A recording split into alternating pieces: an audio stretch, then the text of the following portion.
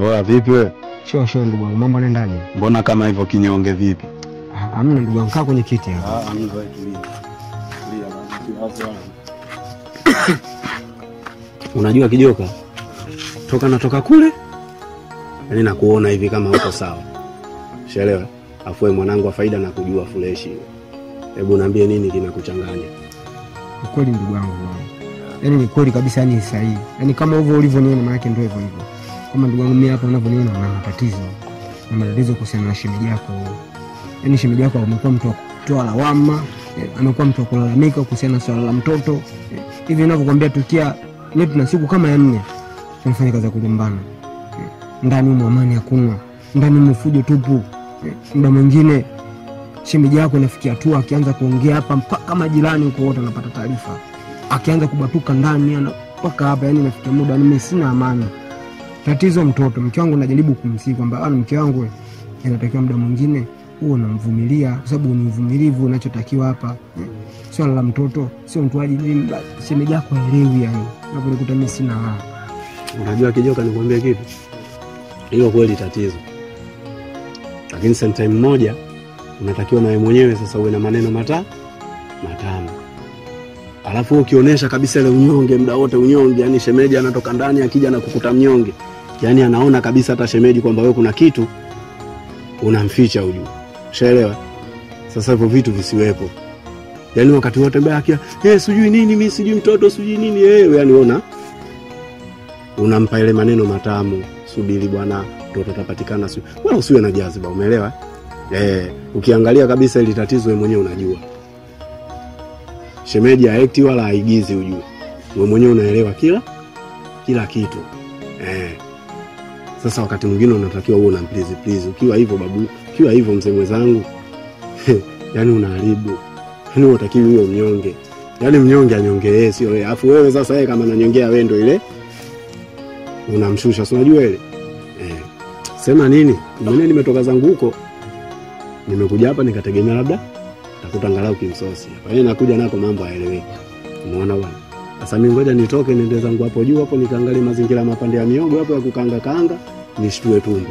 Ndio hivyo ndugu wangu, tulia na lazi kwa sababu ndio kama hivyo nilivyokupangalia utokea. Alafu kitu kingine nikwambie kitu kimoja.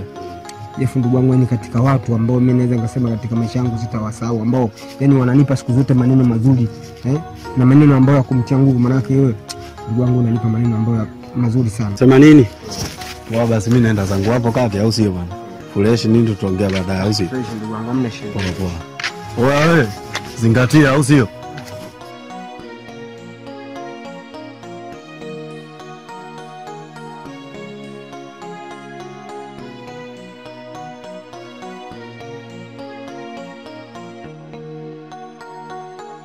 Mambo shemeji.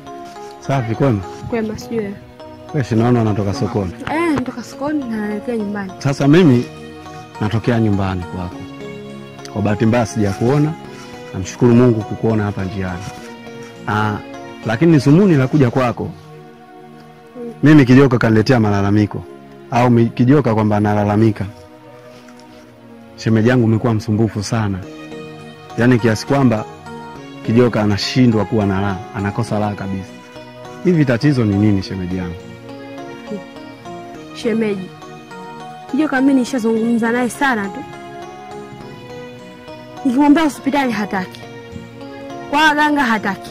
Kila sehemu yeye hataki. Sasa shemeji, kwa waganga na hospitalini kufanya nini? Na tatizo kubwa nini? Shemeji, ugomvi wetu mimi na Kijoka ni kuhusu mtoto tu. Hakuna kingine. Mimi nikushauri kitu. Mtoto huwa hapatikani kwa waganga wala hapatikani hospitalini. Mtoto ni mali ya Mungu.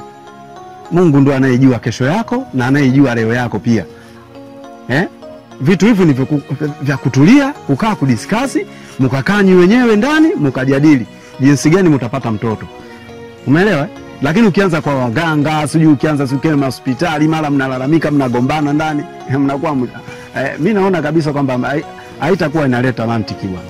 Lakini shemeji, nishavumilia miaka kibao imepita. Sasa basi kama ulikuwa unavumilia, mimi nakusii endelea kuvumilia. Mtoto atapatikana tu. Kuna watu wameishi mpaka miaka 20, wakaja kuzaa watoto wao 3 tena kwa mpigo. lakini waliishi kwa uvumilivu, kuelewana na kusikilizana. Sasa ni kila siku yani mpaka sometime moja mnajaza hadi majirani, na sasa inakuwa ileti picha bwana shemeji. Hebu badilika bwana shemeji yangu. Basi sawa. Haya, poa basi. Baba.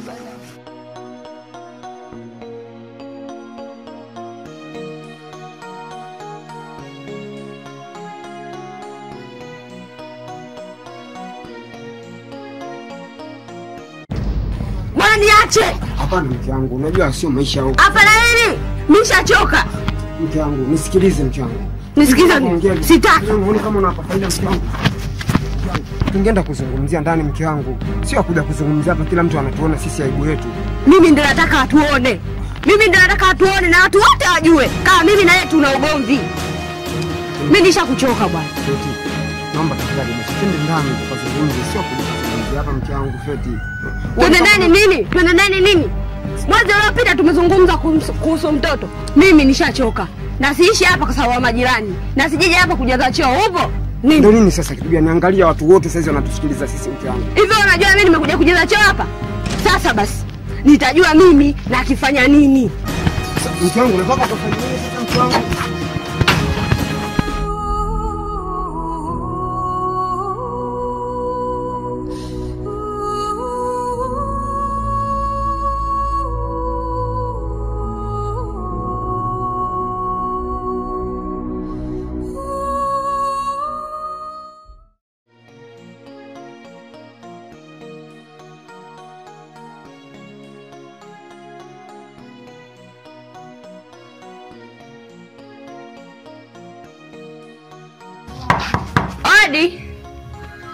Shemeji Jefu.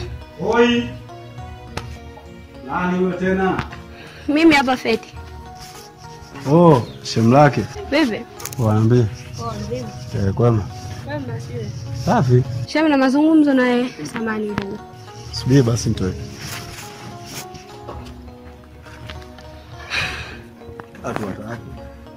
Shemeji. Nakuja hapa nataka ukweli kutoka kwako. Kuhusu Kijoka, matatizo yetu kuhusu mtoto. Anaambia nikuulize wewe. Yaani ina maana Kijoka yeye kakwambia kuwa mimi kuna ukweli wote na ufahamu kutoka kwake. Kijoka yeye mwenyewe ndo ananiambia nije hapa. Ameambia nje kuulize wewe.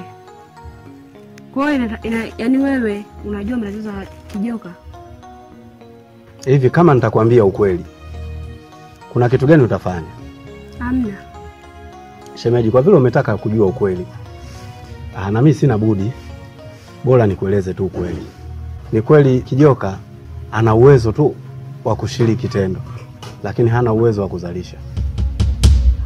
Sijui unanielewa vizuri. Na hii imetokana baada ya miaka ya nyuma huko kupata ajali. Usistaajabu shemeji, sababu umetaka ukweli.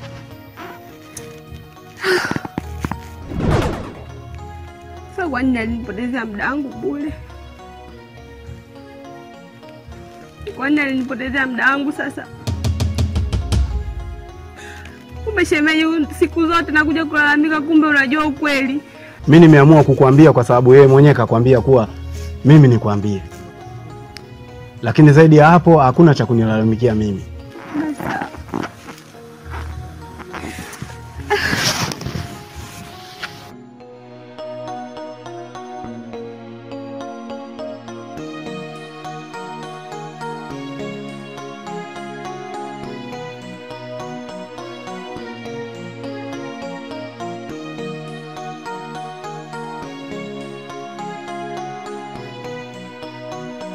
Mke wangu Feti, imefikia hatua mke wangu tunalumbana, unanuna. Mke wangu natakiwa uwe mvumilivu, maana mimi ni mumeo. Na kisitoshe mimi nishakueleza kila kitu. Natakiwa mke wangu uwe mvumilivu, Ukizungumzia swala la mtoto, inatakiwa uvumilivu kwa sababu Mwenyezi Mungu ndiye anayetoa mtoto. Sio mimi. Mimi utakuwa unanilaumu bure tu mke wangu, utakuwa unanikosea bure tu mke wangu mimi. Kila siku hizi lama mke wangu zitaisha lini? kwa hili mimi nimechoka. Nimechoka. Sawa Kijoka? Nimechoka, nimekuchoka. Kijoka, umenipotezea muda wangu bure. Mimi nimekupotezea muda kweli Feti, mimi nimekupotezea muda. Hivi unaona mimi ni mjinga sana Unaona mimi mtoto mdogo? Sasa ukweli wako umeuficha.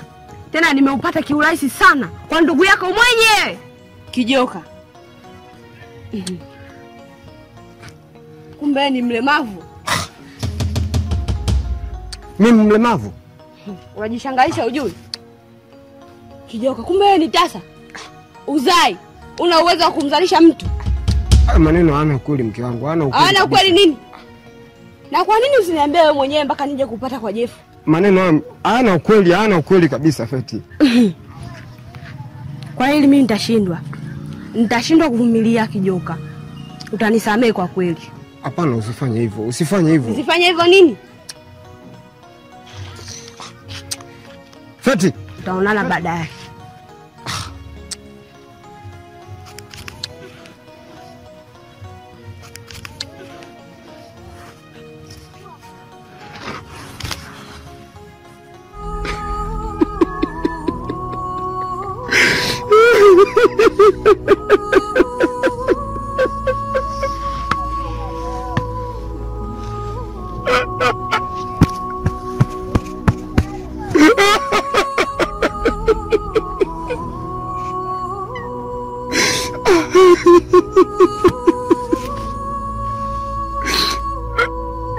Makosa gani? Ananikimbia mke wangu Feti hadi sababu mimi. Mungu. Kama wewe tunaomba watoto kweli na mimi naomba nijaje mtoto bwana. Nazalilika.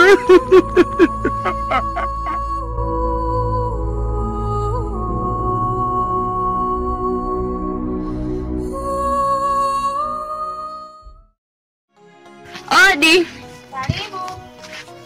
Odi ya pili. Karibu. Sasa hizi. Salama. Shikamoo. Na habari za nyumbani? Nzuri, sijui wewe. Salama. Ngoja kumwangalia rafiki yangu. Karibu bwana, niko huku Feti. Karibu, niko huku.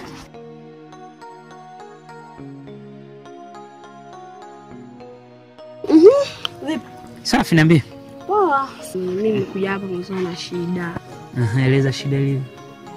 Shida nilokuwa nayo kuhusu mume wangu. Mume wako ana shida ipi? Yaani hapo haujanyweka sawa. Una shida. Shida kuhusu mume. Yaani mume anafanya nini? Auli, alete chakula. Tatizo linalosumbua mume wangu. Yule bwana kumbe ana uwezo wa kumpa mtu mimba. Na mimi siku zote nilikuwa nikimwambia hospitali kwa waganga, bwana yule hataki. Kumbe na tatizo lake. Na hata hivyo leo tumegombana vizuri. Kweli hilo sasa tatizo kweli. Paka umejiinua umejileta hapa, hilo kweli tatizo. Lakini sasa sikiza, hilo linawezekana. Lakini kwanza tukubaliane. Sio natoa vitu vyangu hapa, maana mimi nakupa madini, mwisho wa siku nafanya wewe kwenye hapa unatakiwa makini usikilize. Yaani hapo kama kwa mganga una chanjo hivi, tulia staki. Sasa fanya hivi kitu kimoja. Wewe tafuta mtu ambaye unaendana naye. Mtu wa size yako. Hapo utajishangaa, faraja mama huko nusu. Hapa sijui amani, upendo, mjadala. Lakini unajua bado nampenda mume wangu. Umefuata nini hapa? Nisikize Deo. Jibu kwanza, umefuata nini? Nimefuata ushauri. Sasa sikiliza, nimeshakwambia hapa. Usijifanye mambo mengi hapa yakaanza ile lako limetokea huko. Mtafute mtu, nimekwambia mtafute mtu afanye. Kwanza nashangaa wewe una kasoro gani wewe mtu hakiki kwenda kujiweka na jitu ambalo haliwezi kufanya kazi. Yaani wewe ufanye kazi ya kulima tu usivune, kweli? Hebu tafuta type yako kwanza. Kwanza wewe unajionaje? Mbona unajidharaulisha? Wewe ukipita lazima kapita feti hapa. Yaani wewe umekuja hapa kunikebei basi. Sikukebei, sikiliza tu. Nimeacha masuala. Serious. Nishakwambia hivyo. Kashughulikie, kiweke kichwani. Haya basi sawa. Na leo mimi sikusindikizi, niko busy hapa. Unaona? Wewe ndio ulivyo. Kila siku nikijaga hapa, kila siku mimi sikusindikizi, si nipo busy. Sio neno la kila siku. Wewe unaona leo hata usafi anafanya bibi. Mimi ninavyokusindikizaga na kwa sina kazi.